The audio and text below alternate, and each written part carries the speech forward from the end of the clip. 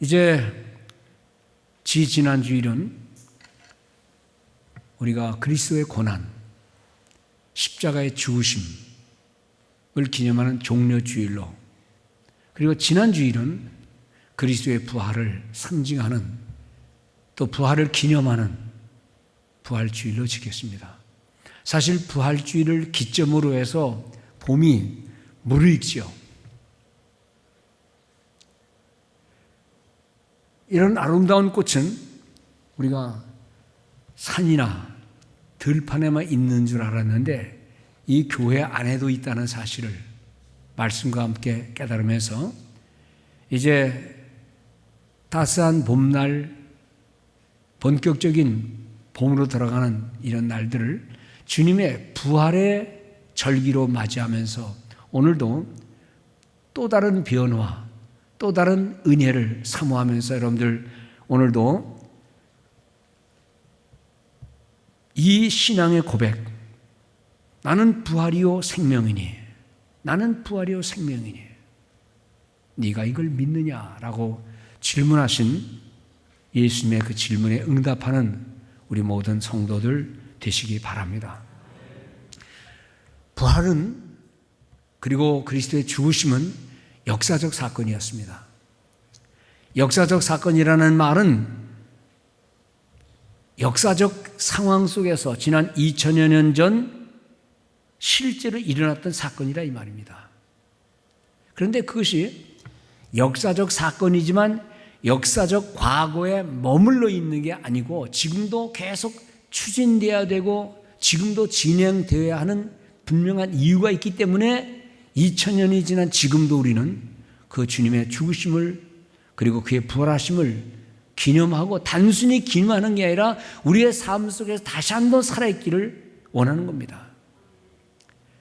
그분의 2000년 전의 죽음, 그분이 죽으신 것이 그냥 역사적 사건으로 그에게만 있었던 일이 아니라 사실 그 전까지 그때에도 앞으로도 지금도 인류가 지은 모든 죄악을 생각할 때, 나의 허물을 생각할 때 나를 대신해 죽으신 그분의 그 십자가의 죽으심이 나의 모든 죄를 용서했고 용서하고 용서할 것이라는 믿음을 갖고 선한 일을 위해 살려고 애를 쓰고, 바울이 말하는 대로 죄에 대하여 죽고 의에 대하여 사는 그 믿음을 십자가 사건에서 보는 거예요.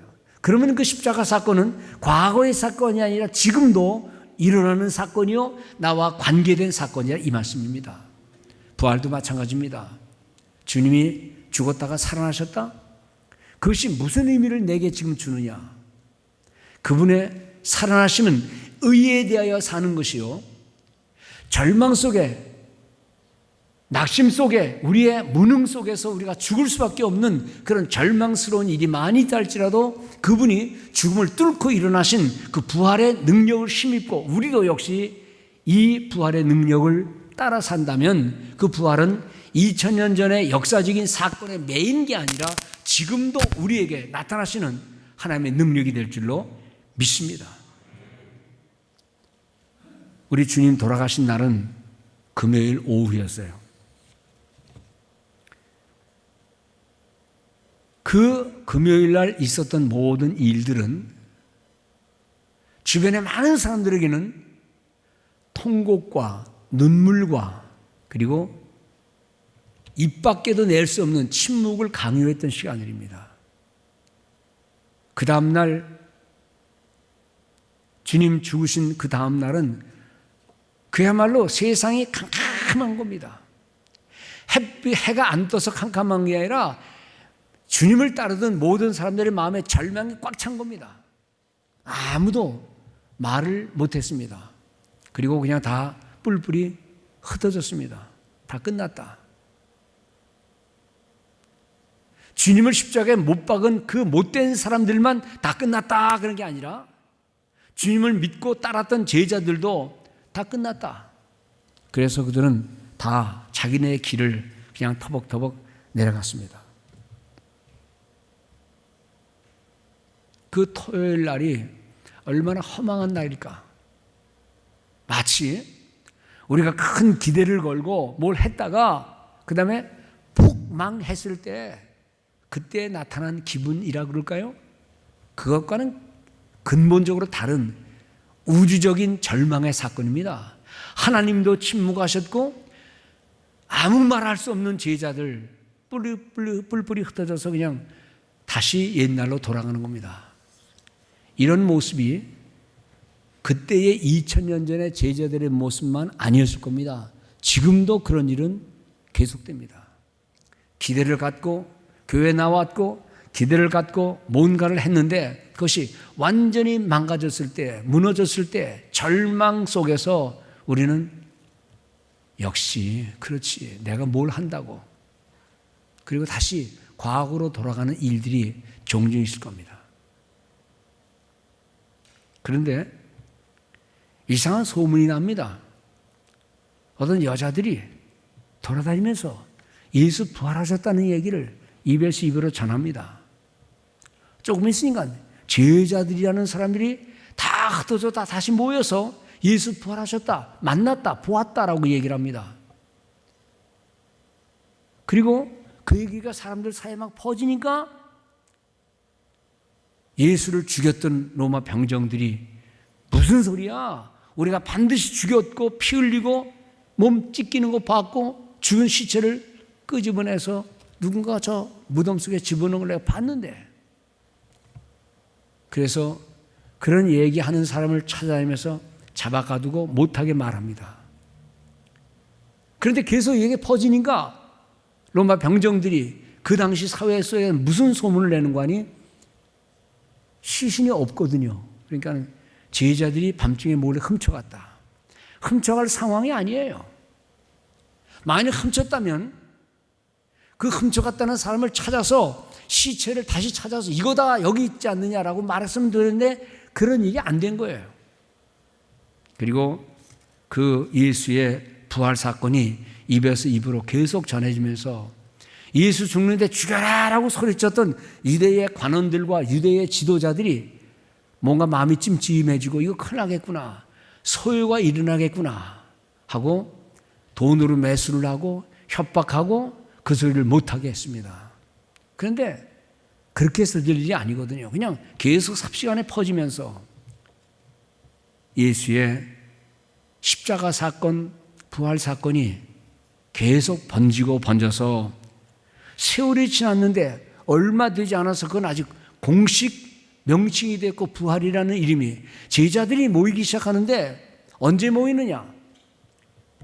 안식일 날 모였는데 안식 후 첫날 예수의 다시 살아나신 날, 지금 말하면 주일날, 또 로드스데이 주님의 날 그들은 모여서 살아생전 주님이 하셨던 말씀을 다시 되새기고 주님이 뭘 우리에게 요구하셨는지를 말하고 서로 기도하고 먹을 걸 서로 나눠주고 기뻐서 즐거워 잔치를 하는, 그리고는 헤어지고 다시 또 모일 때도 역시 안식일이 아니라 안식 후 첫날 그들이 다시 모여서 주님이 하신 말씀들을 제자들을 통해 다시 듣고, 그 오늘 설교와 마찬가지죠. 그리고 떡을 떼고 나누는 일들이 반복되면서 얼마 되지 않아서 이 주님의 부활은 기독교의 근본 진리가 되었고 그것이 교회를 세운 모든 곳곳에 주님의 날이라는 명칭으로 모여서 오늘의 기독교를 만들게 된 겁니다. 그것은 어느 한쪽에서 몰래 있었다가 누가 만들어낸 얘기가 아니고 자연스럽게 퍼져서 몇백 년도 안 돼서 로마는 기독교 국가가 되었고 서구 사회가 기독교 국가가 되었고 이 세계 곳곳에서 주님의 부활을 기념하기 위해서 주님의 날 그들은 모여 하나님을 경배했다는 사실을 알고, 오늘 우리가 주일날 모인 것도 사실은 주님의 부활에 힘입어 그날을 기념하기 위한 감격스러운 날이었던 것입니다. 근데 뭐든지 시간이 지나가다 보면 그 의미가 퇴색이 되듯이 오늘날 주일의 개념을 우리는 많이 잃어버리고 부활하신 주님을 경배하기보다는 몸은 교회에 와 있지만 마음은 다른 곳에 있고, 주님의 부활 그걸 어떻게 믿느냐, 죽은 자가 어떻게 살아나느냐, 그런 이상한 이론에 사로잡혀서 교회 가서 그저 좋은 얘기 듣고 교양도 쌓고 친구도 만나고 뭐 그거 나쁠 거 없지 하면서 주일의 개념을 점점 희석시키는 일들이 많다는 겁니다. 여러분, 우리 믿는 사람들이 각자 자기가 좋아하는 성경 구절이 있습니다. 예를 들면 힘들고 낙심하고 마음이 괴로울 때, 누군가 나도 아무도 나를 돕지 않는다, 그런 마음을 가질 때에 우리가 성경으로 돌아가거나 은행을 찾거나 누군가 찾아가서 어떤 도움을 요청하게 되겠죠. 누구나 다 마찬가지처럼 저도 어떤 때는 좀 마음이 좀 어떻다 싶으면 성경 말씀을 여기저기 들여다봅니다. 그런데 제가 늘 좋아하는 성경 구절, 내 마음의 상태와 우리 주변의 흐름과는 관계없이 하나님 말씀으로 들어가면 나를 새롭게 하고 힘있게 하는 주의 말씀이 있어요. 누구든지 다 자기 나름대로 성경 구절을 외우고 계시지만 로마서 8장은 우리 모두에게 아주 힘을 주는 강력한 권면의 말씀이 나옵니다. 로마서 8장을 그래서 우리는 성령의 장이다. 내 힘으로 못할 때 성령께서 행하시고 내 능력으로 안 될 때 하나님께서 해주시는 이런 모습입니다. 거기는요, 절망도 나오고 아주 탄식도 나오지만 기가 막힌 고백이 나옵니다. 예를 들면 로마서 8장 35절에 보면 이런 말씀이 있어요. 누가 우리를 그리스도의 사랑에서 끊을 수 있느냐? 어떤 것이 하나님과 나의 이 관계를 끊을 수 있느냐? 누가 무슨 일을 벌려도 나와 하나님과의 사이를 끊을 수 없다. 그겁니다. 누가 우리를 그리스도의 사랑에서 끊으려? 바울이 얼마나 고생 많이 했습니까? 그 고생 보면 하나님이 자기를 외면하는 것 같고 하나님의 말씀 약속과 관계없는 것 같은데 바울은 이 외침입니다. 누가 우리를 그리스도의 사랑에서 끊을 수 있느냐? 환난이나 곤고나 박해나 기근이나 적신이나 위험이나 칼이냐? 어떤 것도 높음이나 권세나 이 세상의 모든 권력도 과거 일어난 일, 지금 일어나고 있는 일, 앞으로 모든 일이 일어난다 할지라도 그 모든 일 속에 나를 그리스도의 사랑에서 끊을 자는 아무도 없다. 이 선언을 합니다. 35절, 36절, 30절 보면은요, 읽으면서 막 힘이 막 솟아요. 기도하는 가운데 이 말씀을 읽으면 아무리 절망스러운 일이 있고 아무나 다 누군가 나를 배반하는 것 같아도 이 말씀을 읽으면 누가 나를 주님의 사랑에서 끊을 수 있느냐 하는 담대함을 갖게 되는데, 이 8장 35절, 36, 37절, 그럼 바울이 왜 이렇게 고백을 하느냐? 바울이 믿는 구석이 있었어요. 뭘 믿었는지 압니까? 35절 되기 전 33절, 34절을 읽으면 바울이 이런 고백을 합니다. 누가 하나님께서 택한 자들을 고발하리요? 의롭다 하신 이는 하나님이시니 누가 정죄하리요? 내가 아무리 어려움이 겪고 있고 또 무슨 허물이 있다 할지라도 누가 나를 정죄할 수 있느냐? 누가 나를 고발할 수 있느냐? 그러면서 이렇게 말해요. 그 다음에 죽으실 뿐 아니라 다시 살아나신 이는 그리스도 예수시니. 여러분들 어디에 기대는 줄 압니까? 그리스도의 나를 위해 죽으신 것과 나를 위해 살아나신, 다시 말하면 그분의 죽으심과 사심이 나와 관계없는 그 사람의 일이 아니라 바로 나를 위한 일이라는 겁니다.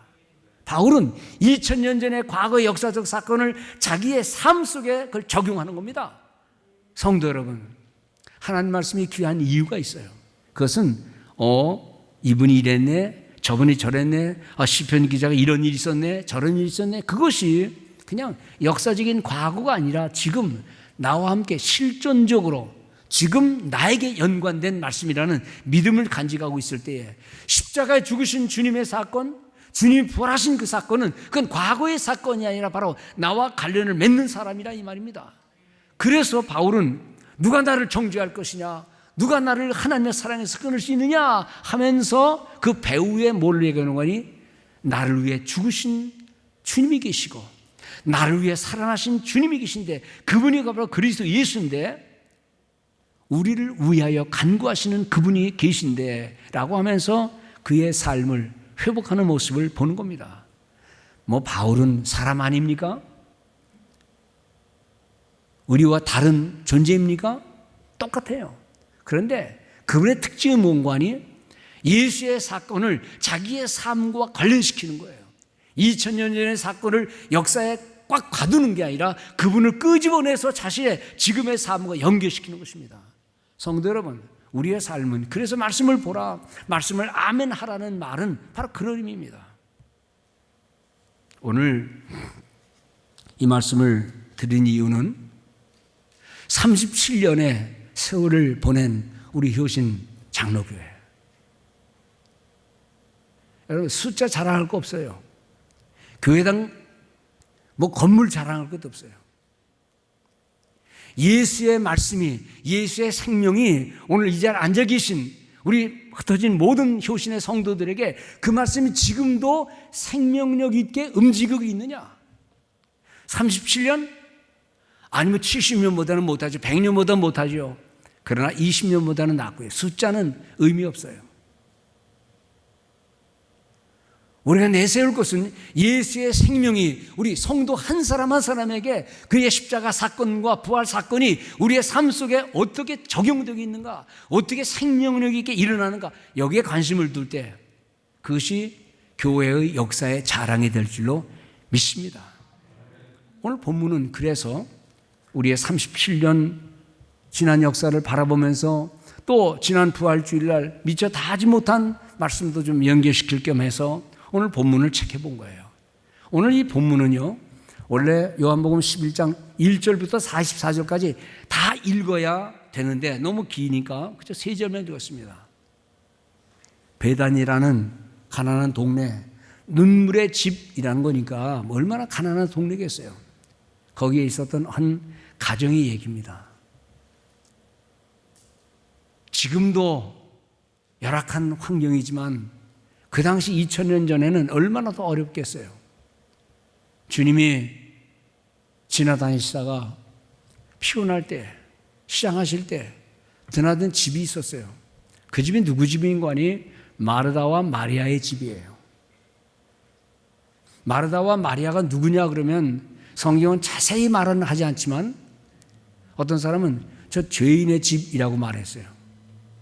어떤 사연이 있는지 모르지만 주님 그 집에 들어가시니까 어느 날 그 마리아는 예수님 발 앞에서 울고 너무 많이 눈물이 나서 얼마나 많은 눈물을 흘렸는지 자기 머리털로 예수의 발을 씻겼다는 얘기까지 나와요. 무슨 사연인지는 모르지만 그 집에는 두 자매와 그의 오라버니 나사로라는 사람이 살고 있었어요.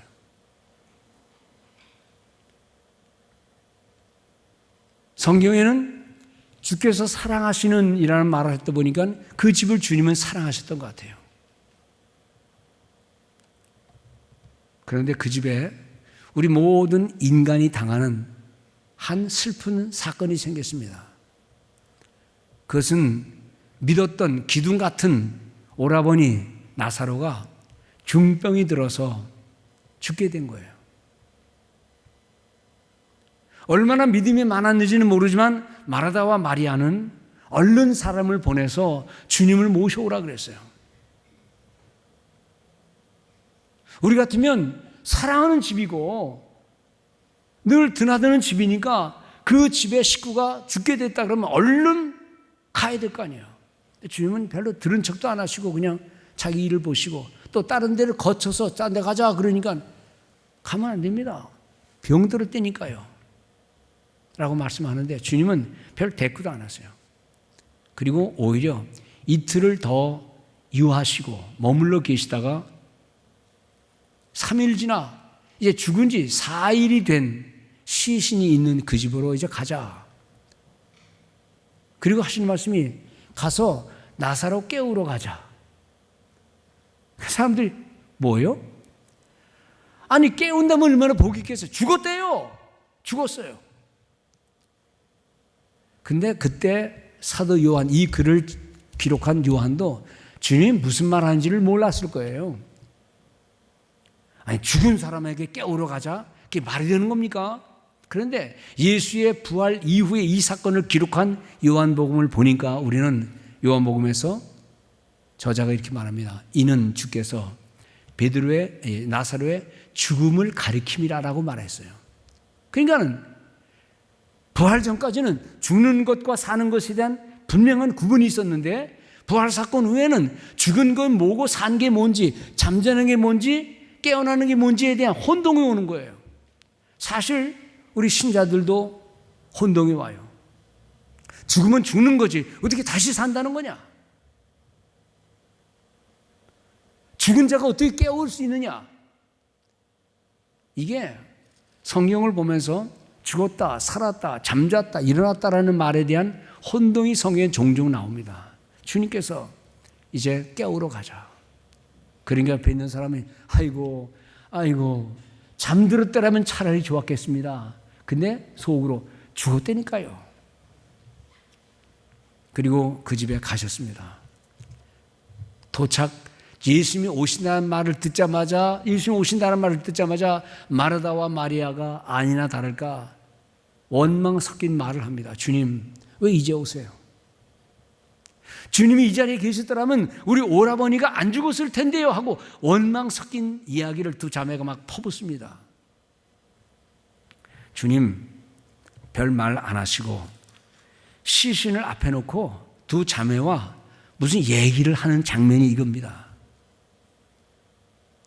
물론 시신을 향해 가셔서 주님께서 35절에 보면 아주 간단한 성경 구절입니다. 예수께서 눈물을 흘리시더라. 시신을 보시고 주님도 마음에 애통하셨어요. 사실은 영어 성경에는 딱 두 단어, Jesus wept, 예수가 울었다. 딱 두 단어예요. 제일 짧은 단어입니다. 여러분, 슬픈 사연, 눈물 나는 사연, 이런 일은 우리 모든 가정에서 일어나는 사건이에요. 그런데 시신을 앞에 놓고 주님이 마르다와 마리아와 대화를 해요. 물론 대화의 핵심은 뭐냐면 예수님 왜 이제 오셨어요? 일찍 오셨더라면 하면서 원망 섞인 얘기를 하는데 주님께서 여기 23절입니까? 예수께서 이르시되 네 오라비가 다시 살아나리라 말씀합니다.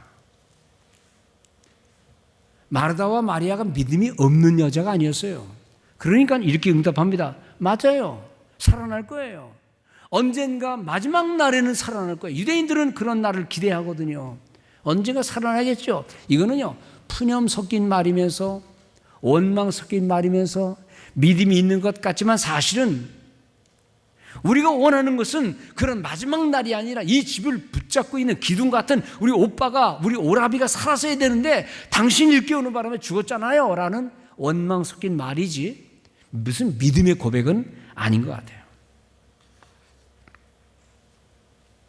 그러니까 네 오라비가 다시 살아날 것이다. 예, 맞지요. 아멘이지요. 물론 마지막 날에는 살지요. 그런데 지금은요, 당장이요. 그것이 그 두 여자의 소원이었어요. 그러다가 주님이 이렇게 말씀합니다. 나를 믿는 자는 죽어도 살겠고 살아서 나를 믿는 자는 영원히 죽지 아니하리라. 이 말을 그대로 읽다 보면 혼동이 와요. 도대체 죽는 게 뭐고 사는 게 뭐냐? 영원히 안 죽는다는 게 그러면 90, 100, 1000년, 만년을 산다는 말이냐? 그러니까 우리는 성경 읽을 때 산다는 것과 죽는다는 말에 대한 분명한 어휘를 알아야 돼요. 영원히 죽지 않는다는 말이 도대체 무슨 말을 한 것이냐? 성도 여러분, 우리는 삶의 어떤 어려운 순간에 주님께서 하신 말씀을 많이 곡해할 때가 있습니다. 왜 부활의 신앙을 강조하는 부활주일, 그리고 부활주일을 지낸 지금도 왜 이 말씀을 드리는 거 아니? 부활주일은, 즉 부활은 과거에 머무는 게 아니라는 겁니다. 과거의 역사적인 사건이라고 역사의 기록에만 남겨두고 그걸 펼치거나 우리 자신에게 적용되는 그런 게 아니라 37년의 긴 세월을 지내면서 날마다 우리는 부활을 경험하고 새 생명을 경험하고 앞을 향해 나가는 작게 움직여서 활동하는 그런 생명력 있는 성도들, 그것을 우리는 원하는 것입니다.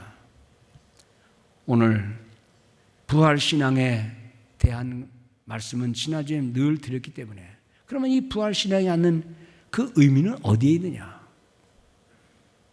부활은요, 죽음 이후에 생긴 겁니다. 다시 말하면 죽음을 이해하면서 진정한 생명을 이해하려면 죽음과 부활을 동시에 이해해야 된다, 이 말씀입니다.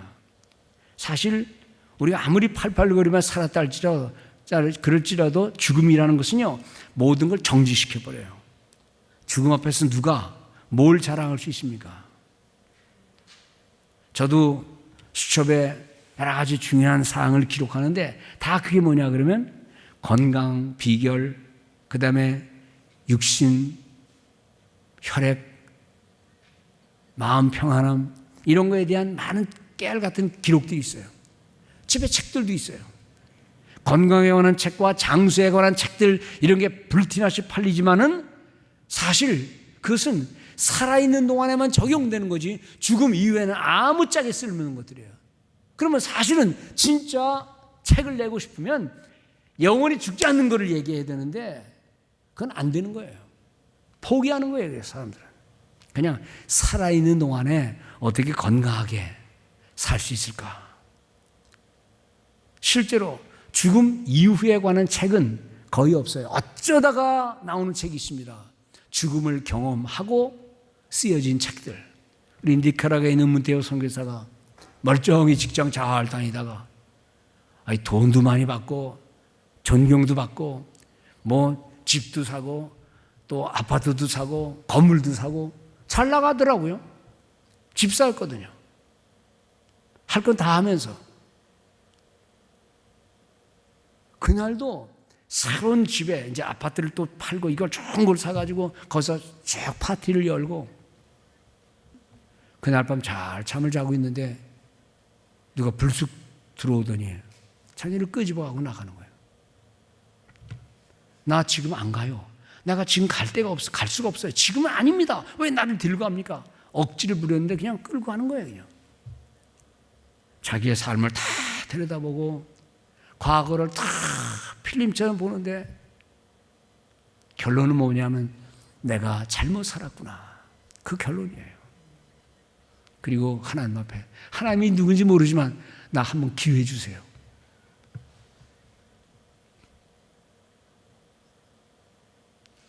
그래도 변명이 있어. 나도 얼마나 열심히 살았는데요. 자식을 위해서 나도 이거 열심히 살고 했는데 하고 하니까 그냥 딱 그분이 치면서 그런 거는 짐승도 다 하는 거다. 짐승도 다 그런 거 하는 거다. 너는 나와 무슨 관계 있느냐. 그때 그 말 한마디에 크게 깨닫고 떠보니까 꿈이거든. 그때가 새벽 3시인가 4시래. 그래서 나가서 창문을 열어보고 다 닫혔는데 누가 어떻게 들어왔지? 현관문 이중으로 잠근 다 보니까 아무도 들어온 적 없는데 이게 웬일이야. 그때부터 마음에 결심을 하고 준비를 하고 저를 찾아오고 그리고서는 인생을 이게 아니더구나 그걸 깨닫고 결심하고 지금 그렇게 사는 거예요. 성도 여러분, 애들이요 학교 가면 학교는 꼭 공부 끝난 다음에 이제 시험을 봅니다. 월말고사, 기말고사, 연말고사. 그래야 그 성적 가지고 좋은 대학을 가니까, 진급하니까. 어느 부모도 너 시험 보지 마. 그런 부모 없어요. 열심히 공부해라. 그래서 네 공부한 걸 평가받아라. 좋은 직장을 나가야지. 성공해야지. 그런 말을 해요. 그래서 공부시키는 거예요.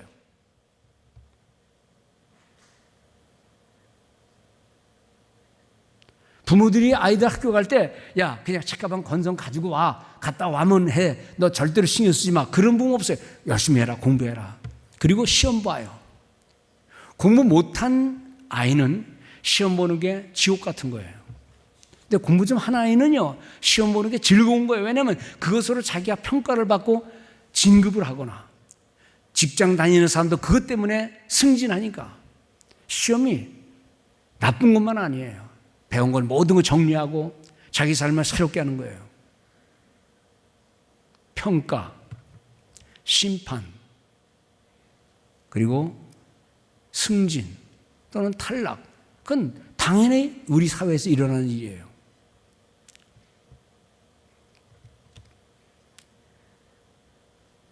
평가가 없다는 게 더 이상한 세상이지요.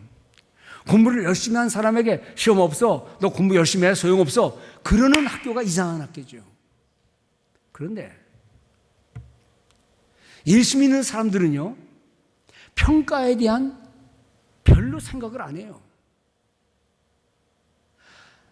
불꽃같이 내려보시는 하나님이 계시다는 사실은 알면서도 하나님 앞에 칭찬받는 일들에 대한은 별로 신경 안 써요. 그냥 다니면 됐지 뭘 그래. 그냥 다니는 거예요. 아이들 학교 들락날락거리면서 그죠, 시험 보지 않았으면 좋겠다 하는 것과 마찬가지로 성도들은요 그냥 사는 거예요. 그리고 하나님의 평가가 있을 것이다. 또 세상 사람들에 대한 심판이 있을 것이다. 하나님이 다 보시고 너를 어떻게 할 것이다. 그런 거에 대해서는 신경 끄라 그래요. 교회 나가면 됐지. 살아생전의 일도 하기 바쁜데 죽어서의 일에 관심을 몰아도, 그래 사람들은요 심판에 대한 얘기, 하나님의 상급에 대한 이야기, 하늘나라에 대한 이야기하면 별로 관심을 안 둡니다. 그냥 이 세상 살 때 좀 교양 있게 살고 좀 멋지게 살고 만족하며 살고, 그것이 하나님 보시기에 어떨까 그거 신경 쓰지 말고 그냥 내가 하고 싶은 대로 하는 거예요. 그것이 오늘날 현대 기독교의 모습이에요. 그래서 고난도 다 피하려고 그러지 부딪히려고 그러질 않아요. 헌신도 당신이 하면 됐지 내가 하려고 하질 않아요. 그건 오늘 기독교의 위기입니다. 사실 수많은 인생의 문제들이 있지만 여러분들 인간이 가지고 있는 모든 문제들은요 그것 가지고 정말 행복과 정말 불행을 줄 수 없어요. 거기서 거기니까요. 살아있는 동안에 관심 갖는 거 다 거기서 거기예요. 정말 문제를 가지고 있어야 될 것은 뭐냐면 삶이란 무엇이고 죽음이란 무엇이고 죽음은 그것으로 끝나는 거냐라는 질문을 좀 해봐야 되는데 오늘 현대인들은 그 질문을 안 해요. 기독교는 근본의 창조와 하나님의 구속과 하나님의 은혜와 그리고 믿음 따라 살다가 어차피 다 죽는데 죽음 이후에 그 다음 삶의 문제가 무엇이냐에 대한 관심을 성경은 제공하고 있는데 오늘 현대인들은 관심 없어요. 그래서 교회 가는 것도 좋지만 절간 가도 그게 그거고 좋은 책 봐도 그게 그거고, 그러니까 아무데나 어떤 종교도 하나 믿자라고 하는 생각을 하고 있는 거예요. 여러분, 농부가 아무것도 아닌 씨를 뿌릴 때,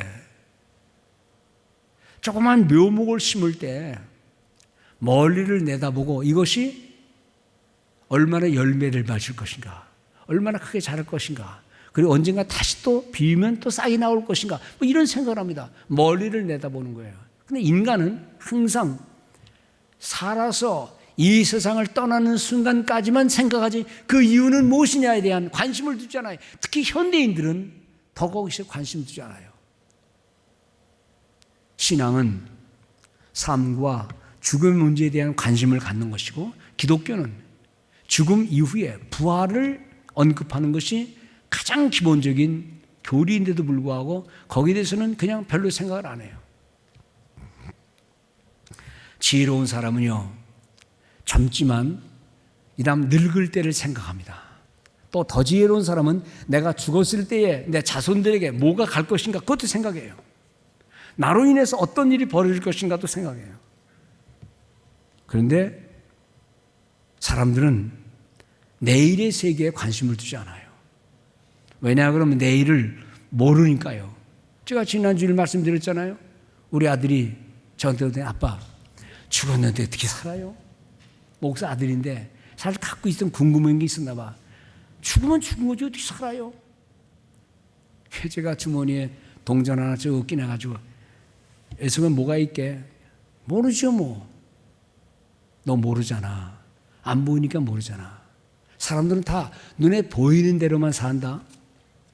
안 보이는 것에 대해서는 궁금하지도 않는다. 너는 그래도 뭐가 있을까요? 라고 궁금하지만 사람들은 죽음 이후에는 관심도 두지 않는다. 그리고 사람이 아는 게 얼마나 한계적인지 알아? 이 세상에는 모르는 게 너무 많아, 너무 많아. 그래서 지난주에 말씀드린 대로 광대한 우주에 대한 설명을 몇 시간 동안 해줬어요. 그랬더니 녀석이 가만히 있다가 세상에 우리는 이게 다인 줄 알았는데, 아니 어릴 때는 내가 사는 동네가 다인 줄 알았어요. 서울 가는 게 그렇게 소원이었어요. 미국은 꿈도 안 꿨어요. 그런데 살면서 점점 시야가 넓어지는 거예요. 근데 넓어지면 넓을수록 너무 넓은 우주에 대한 궁금증이 있어요. 우리가 아는 시력의 한계 있고 들리는 소리 있고 지구가 돌아가는 소리 듣습니까? 워낙 크니까 지구 돌아가는 소리는 우리의 이 귀청에 안 들어오는 거예요. 여러분들, 이 광대한 우주의 세계, 신비한 세계는요 한둘이 아닙니다. 작은 물고기도요 너무 신기해요. 작은 곤충도 너무 신기해. 다 모르는 거예요. 대화가 안 되니까. 그런데 뭘 안다고요? 인간이 가지고 있는 지식의 한계가 얼마나 빈약한지, 생명의 신비도 몰라요. 내일도 몰라요. 지구를 떠난 저 우주에서는, 저 광활한 우주, 끝이 없는 우주에 대해서 아무것도 몰라요. 그런데 하나님을 안다고요? 어거스틴이라는 사람이 위대한 신학자입니다. 성경에 박식하고 모든 우주를 알려고 애를 쓴 신학자가 어느 날 바닷가에 가서 이 우주의 신비를 가만히 관찰하는데, 뭐 그때는 뭐 AD 3세기 정도, 4세기 정도니까 뭐 지금과는 비교할 수 없는 어리석은 시대였죠. 아무리 광활한 세계를 보면서 하나님에 대해 사색하려고 하다가 어린애가 바닷가에서 모래를 파는 거야. 그래서 물어봤대. 얘야, 그 모래를 파냐? 그랬더니 이 모래에다가 저 바닷물을 담그려고요. 그러면서 바닷가에서 퍼가지고 자기가 모래에 파놓은 거기다 물을 계속 붓는 거야. 근데 채워지지 않잖아요. 그러니까 어거스틴이 이런 말 했대. 이 바보야, 저 넓은 바다의 물을 조그만 모래 웅덩이에 어떻게 다 넣을 수 있니? 그건 불가능해. 그랬더니 이게 전해오는 전설입니다. 전설 따라 삼천리 같은 얘기야. 그 어린애가 또 어거스틴 보더니, 선생님, 어찌 선생님은 광대한 하나님을 당신의 좁은 머릿속에다 다 집어넣으려고 그럽니까? 라고 말해드리는 거예요. 깜짝 놀래가지고 보니까 애가 없어졌대. 그야말로 전설 따라 삼천리 같은 얘기예요. 인간이 잠깐 있다가 없어지는 인생이, 잠깐 있는 사이도 온갖 근심, 걱정, 기쁨과 즐거움도 잠깐이고 온갖 이런저런 무익한 생각으로 그 수많은 세월들을 보내는 인간이 뭐가 지식이 있다고 하나님 어쩌고 저쩌고 말할 수 있어요? 부활? 어찌 없다 그럴 수 있어요? 차라리 진짜 겸손한 사람은 그건 내 지식에는 beyond my knowledge, 내 지식을 초월하는 거니까 나는 말할 수 없다. 차라리 그렇게 말하면 되지만, 신이 있느니 없느니, 부활이 있느니 없느니 하는 말은 그거는 어느 도단이요, 인간의 교만의 극치일 뿐입니다. 너무 많은 것을 모르니까요. 아니 조금 후에 될 일도 모르는데, 니카라과에 선교여행 가신 분들은 알 거예요. 일본 후지산 여행하신 분들은 알 거예요.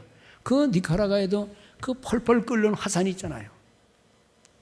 언제 폭발할지 몰라요. 그래도 관광을 해요. 근데 차를 대할 때 항상 차를 이렇게 대지 않고 가서 항상 도망갈 준비 미리 해놔라. 반드시 이렇게 차를 대야 돼요. 왜? 폭발하면 뛰어내려와야 되니까. 그리고 대피소가 있어요.